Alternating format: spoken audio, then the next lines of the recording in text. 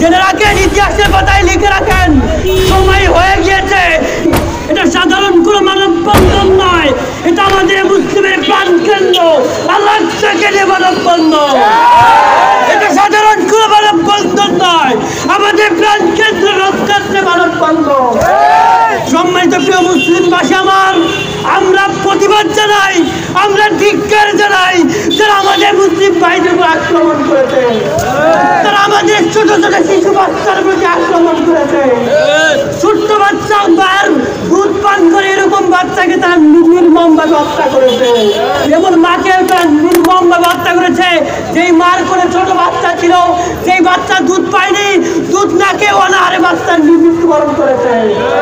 আমরা ধিক্কার জানাই তাদেরকে যারা এইভাবে আমাদের মুসলিম ভাইদেরকে মেরেছে।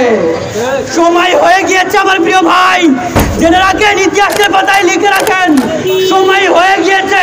ইমাম মাহদী এসে যাবে ইনশাআল্লাহ।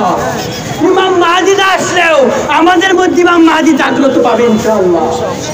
মনের ভিতরে জাগ্রত করেন, মনের ইমানি শক্তিকে জাগ্রত করেন, নিজেকে প্রস্তুত করেন, হয়তোবা যুদ্ধের জন্য যেতে হবে।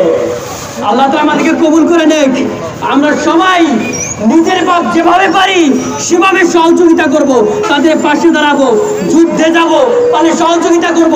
ইসলামের পক্ষে থেকে হয় মরবো হয় বাঁচবো, মরলে শহীদ, বাঁচলে গাজী, বাকিটুকু আমার আল্লাহ ভরসা, আল্লাহ যা করবে।